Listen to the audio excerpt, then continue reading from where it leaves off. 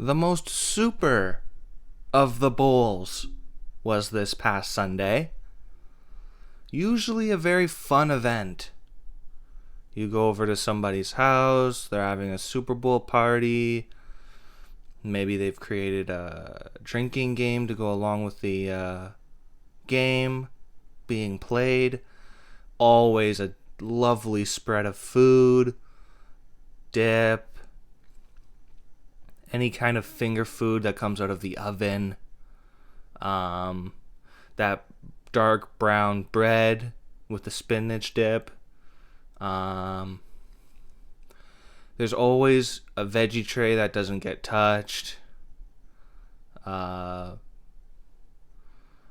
Super Bowl, there was a veggie tray, and I mingled with this carrot,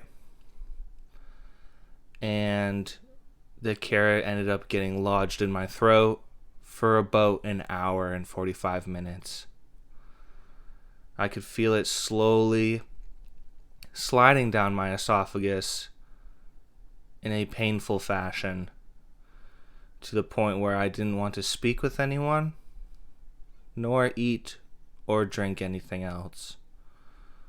And on top of that, I had one of my patented headaches. So while this carrot was lodged in my throat, scraping my esophagus,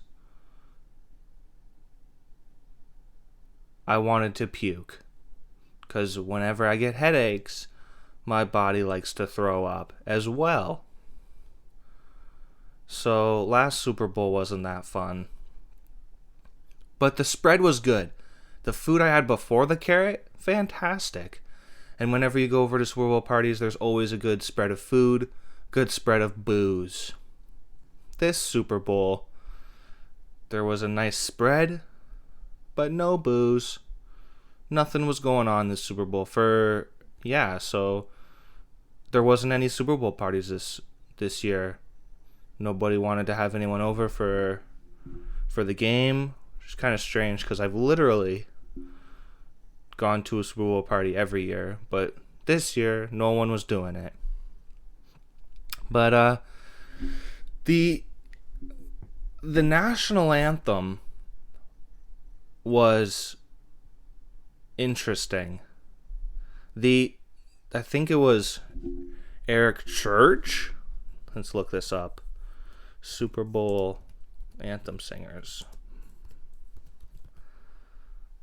I think it was Eric Church with this purple suede jacket. Pretty saucy.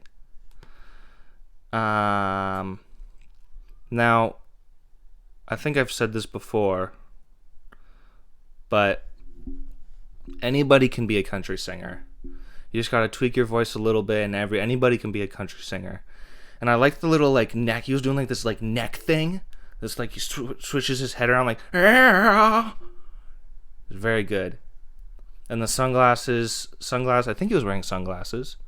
Sunglasses is always going to be a good look in any situation. So that was good. And the other girl that was with him, Jasmine Sullivan, she made a statement. She had the Xerxes look going on. In the movie 300, your boy Xerxes had that metal gold, it could have been gold, mesh thing on his face. She didn't have it on her face, but she had it on her head. It's like this crochet diamond gold apparatus. I wonder how heavy it is, if it's uncomfortable. But that's a gutty look. You gotta have guts and confidence to wear that and perform. I would be worried about it getting caught in your hair. It's like when you wear a necklace or a bracelet, a watch, your hair gets caught in it sometimes, and it's fucking annoying. I could see that happening with this accessory. It's kind of like a hat. I wonder if she could, if it was on top of her head, I wonder if she could pull it forward over her face and it like go around her ears. That's what she should have done. Instead of over the head, have it over your face like Xerxes did. That would have been a showstopper. But I wasn't even really paying attention to the anthem. It's usually a snooze fest. The game was not fun. It kind of disappointed. Like, nobody wants to see a blowout in the Super Bowl. The Chiefs, now, there were a few flags called on the Chiefs. Most of them looked like they were deserving. Can't just be grabbing plurs. But the Chiefs, they look dead, lifeless. Like, they gave up. It seemed like as soon as Tampa Bay went up 14-3, the Chiefs were just like, fuck this. They were having hissy fits on the sidelines, screaming at each other. That's a bad look. That is a bad look. Losing composure in the biggest game of the season. Arguing with each other. What am I supposed to do? A lot of the offensive weapons for Kansas City were just invisible. Tampa shut that down. The one play that Mahomes made when he was like flying, he was literally like perpendicular with the ground, flying, and fucking threw it 20 yards at that guy, and it beans him in the head. It went through his hands and hits him in the face. Mahomes is on the ground like, what the fuck do I gotta do, bro?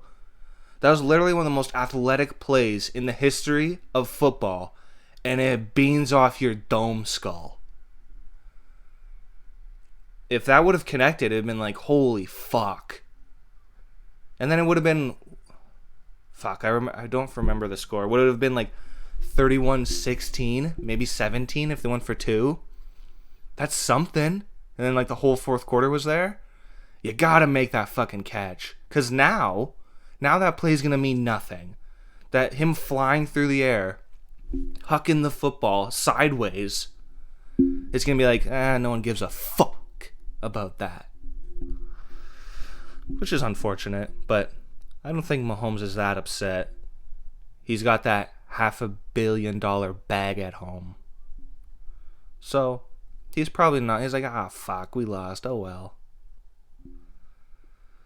The halftime show, I don't think, have they ever done it when the performers like in the stands? He's kind of like up in the stands, like on a stage, not really on the field at all. I don't think they've ever done that. It's always been like a big thing on the field.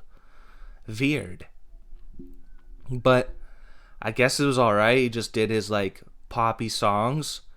I was kind of hoping that he would go far back and do some of his older shit, like before he was a pop star. Like if he brought out Juicy J and did High for This or one of these nights or one of those nights, I would have been right hard. That would have been sick.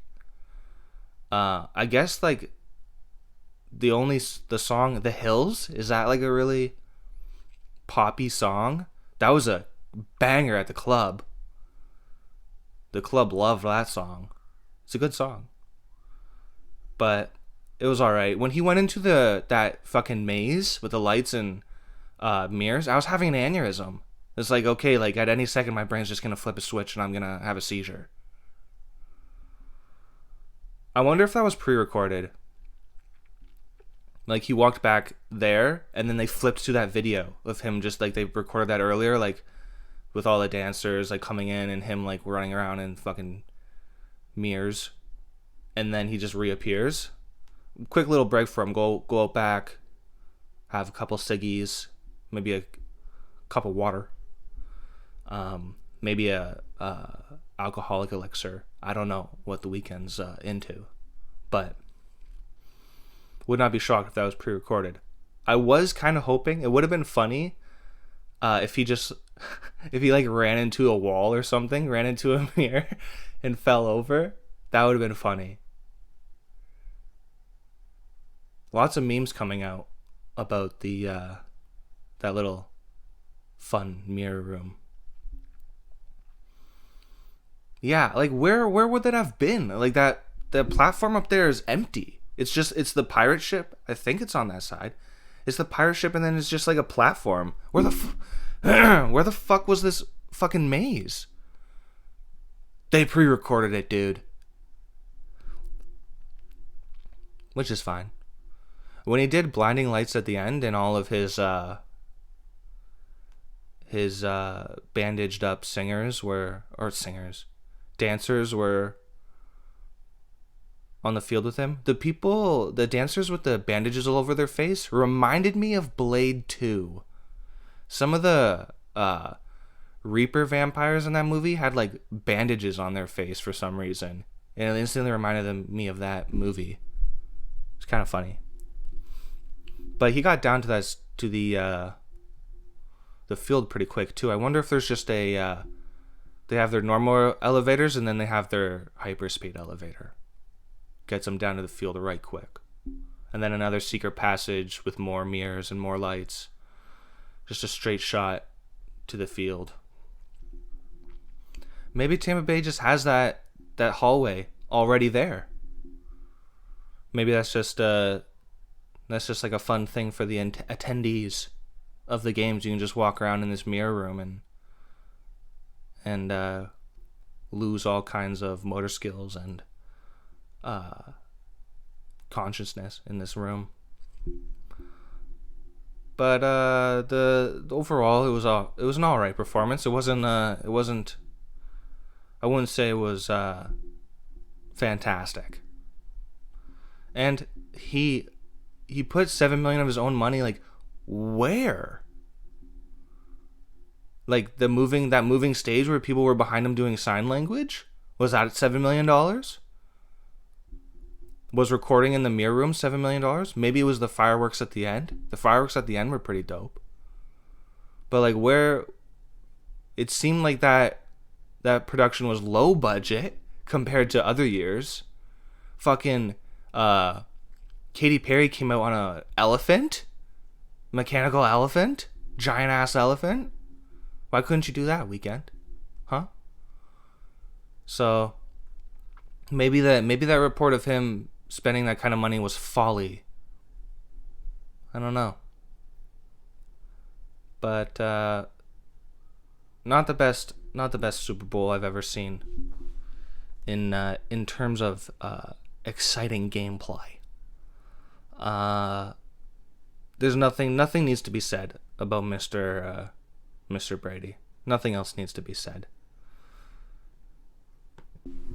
So, in the darkest corner of my room,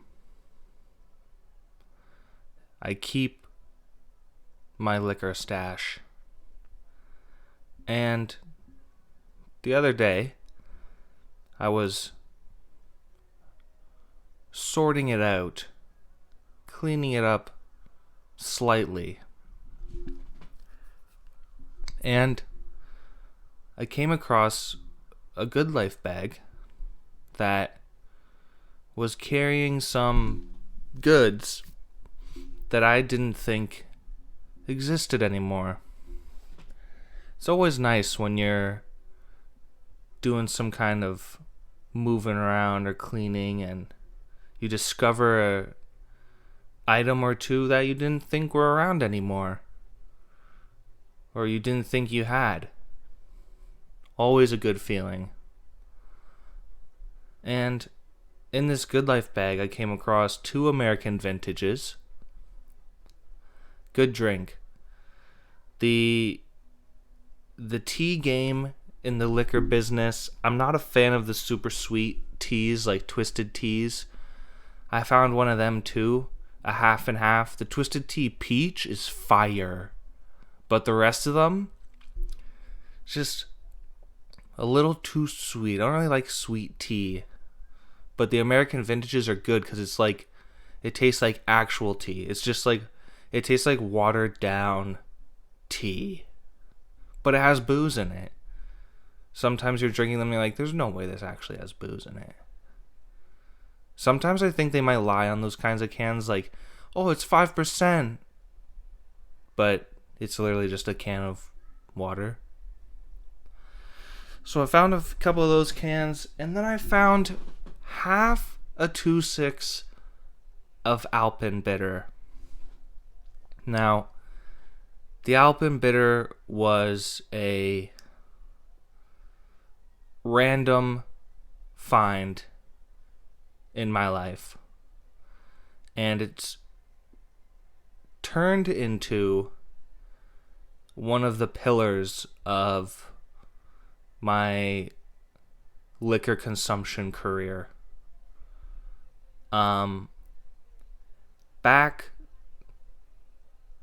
when I was like 19, 20, going to the bar, Jaeger bombs were all the rage. Fridays, $2 Jaeger bombs. You go up there, you spend $10, you're getting 5 shots. Pretty good deal, especially for the young folk. And the Jaeger bomb consumption transitioned from the bar to also parties. People would be bringing Jaeger and all forms of energy drinks like Red Rain, Red Bull, Rockstars, Monsters. I've taken it with a NOS before. But one day I was at the LCBO with my friends, and we were going to do Jaeger bombs that night. We were having a little bit of a soiree, having some people over to our abode. And we came across, I don't remember exactly why we chose to go with Alpen Bitter. Maybe they were out of Jaeger. Maybe we saw it was near the Jaeger, and it's like, oh, herb liqueur or herb liquor. And it's like, oh, this is the exact same thing what Jaeger is, because Jaeger's just a herb liquor. So let's give it a try, because it's cheaper and it's 5% more. I think it's 40%. It might be 43. But it's 5% more. Wait. Is Jaeger only 30%?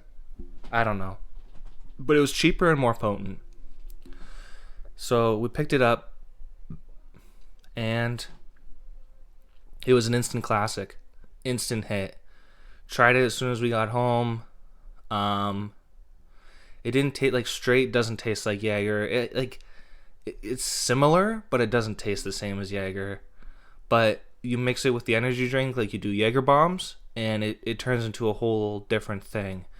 You mix it with your classic Red Rain or your classic Red Bulls, and it tastes like the red, white, and blue popsicles, the Rockets. And that's where it's got its name. The name Rocket became immortal at that time when we were partying it up with the Jaeger bomb variants on occasion. It was almost like every time there was a party, it was some form of bomb being taken. And now I don't even fuck with Jaeger. Like, now we're not really taking Jaeger bombs. I don't think I've taken a... Actually, that's not true. Taken a few Rockets and a few Jaeger bombs later on in life, but it's not as much of a staple as it once was. But when I found it in the bag, it just shot memories through my brain of good times. And the Alpen Bitter is a great product, and I'm going to continue to buy it over Jaeger. And it's also local. I think it's made in Canada. So, or the company's from Canada. I'm sure, like, Is Jaeger made in Germany? And it's all shipped throughout the world? I don't think so. I don't know. I don't actually know, but that's my guess. But just a little thought, little stroll down memory lane with the Alpen Bitter. I recommend if you like those kinds of popsicles. You're not gonna be disappointed with this product.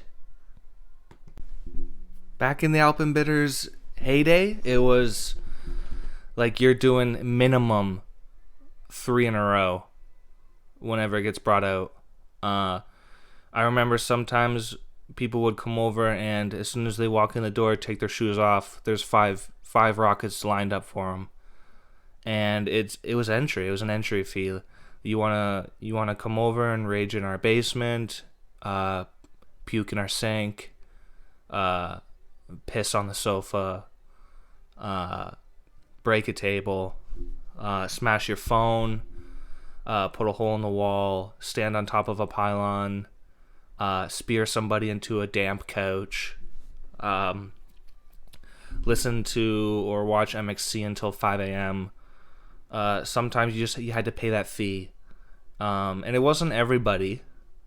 Now, I think it was a pretty reasonable fee for all the things that could potentially happen in the fun of that basement. But there was one time a friend took the 5 rocket entry fee and then instantly puked outside, which is fine. I never understood the like the stigma or the embarrassment from puking because of alcohol.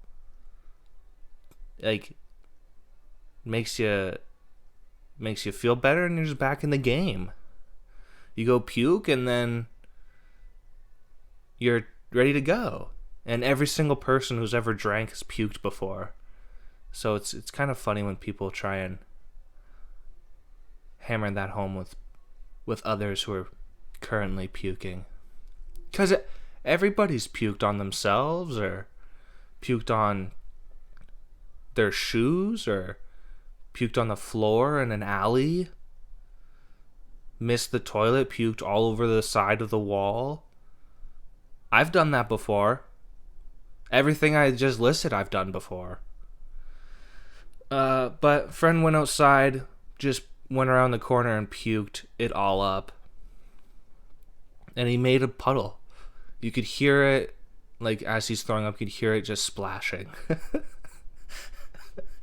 and making a puddle. And at that house there were 2 dogs there, and one of the dogs was outside while the puking was happening. He came over, he must have smelled the lovely smell of Red Rain and Alpen Bitter and thought, this is going to be a delicious treat. I just peed before I go inside and party with the folks in there. I'm going to get myself this little treat here that this man was so lovely and nice enough to leave for me. So this dog started lapping up the puke. And there's only so much you can be like, hey, stop that. But what am I going to do? I'm not going to grab the dog. Come on. He's having fun. So he takes up some of the puke. It's not like he ate it all or drank it all. He just went, hey, and then he just went inside.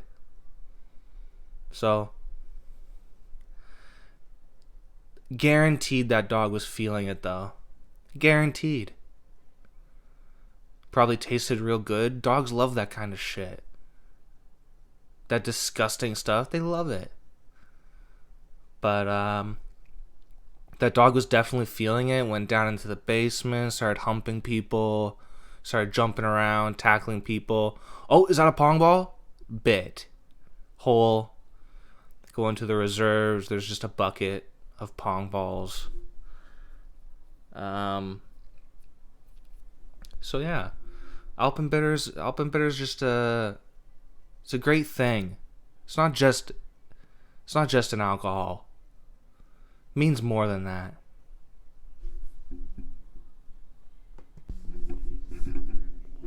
You know something that's fun that I kinda didn't care about for a while, or kinda didn't think was that fun, or something that I was a little sleeping on, but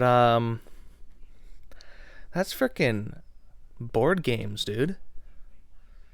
Board games are very fun. And I mean, when I was a kid, board games were it was kind of fun, but not really.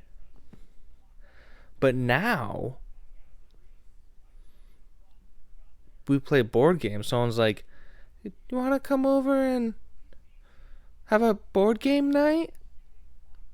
Fuck yeah. Fuck yeah, I do.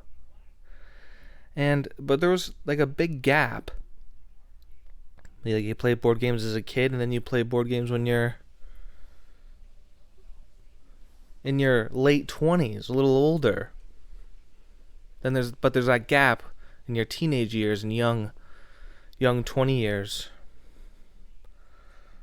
Maybe you were doing other stuff. Maybe you thought board games aren't cool. And you know what? I thought that. I thought, I don't want to play a board game. I want to go play Call of Duty or go ride around on our bikes in the forest. Which was fun. But I don't think it's you see, I think the common answer would be, "Oh, I'm just getting older." Well, it's a sign you're getting a little older. You'd rather have a night in playing board games than go out to a club. But that's not how I see it. That's not how I think is going on. I don't think it's that you're getting older. I think it's that you're getting a little smarter, getting a little wiser, figuring out more stuff that you think is fun, or are fun, is fun. You're finding more and more stuff that you like, you enjoy.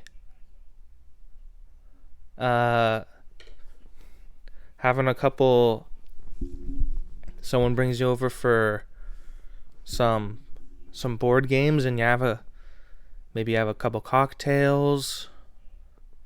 Maybe you make a sacrifice to the fire god in the garage or outside before you play. And it's not even, and you know what?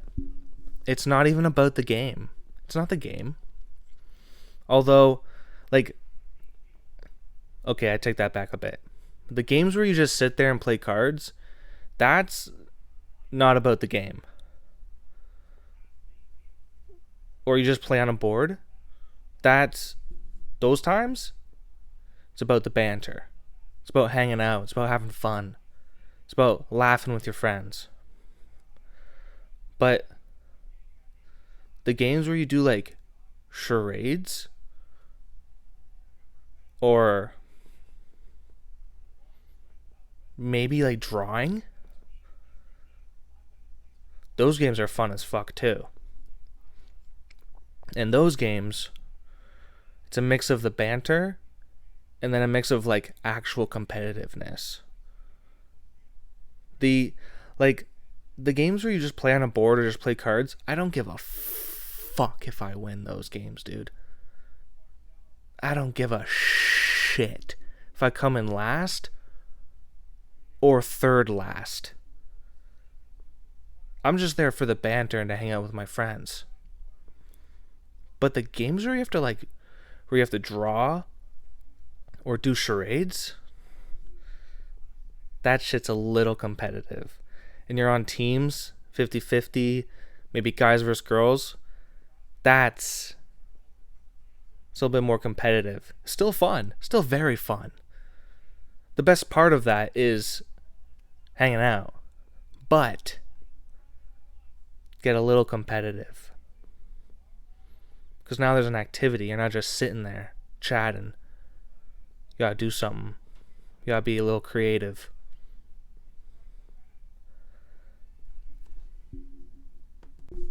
But back to what I was saying. I think you're getting a little wiser. You're getting a little smarter. The more you live and the more stuff you do, you find out more stuff that's fun. Or you do more stuff that's fun. I don't think it's because you're getting older. Because, like, when someone says, I'd rather have a night in than go to the club, well, what if you like both? Because I would do both. I like going to the dance floor and turning up. Having a couple Jaeger bombs, maybe a couple Florida tracksuits. Maybe you're throwing a polar bear. Get some dollar beers. Maybe Rocky Mountain Bearfucker. You go puke in the bathroom. But you're not actually puking in the toilet, you're puking in the stall. But then you come back out and you're refreshed, you're good to go. Hit the dance floor. I like doing that. But I also like the board game night. I don't like it when people say that I'd rather do this than that. Because I like both.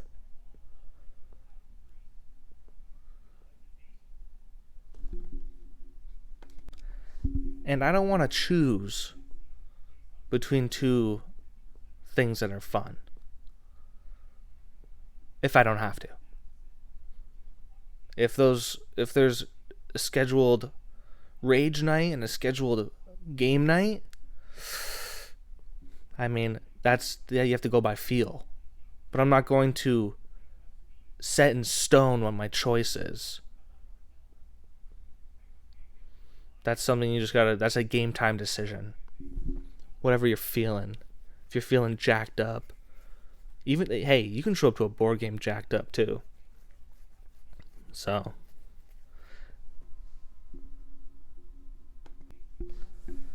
As far as top games go, for sitting around, like playing a board or playing cards, I gotta say, like, Avalon's top tier.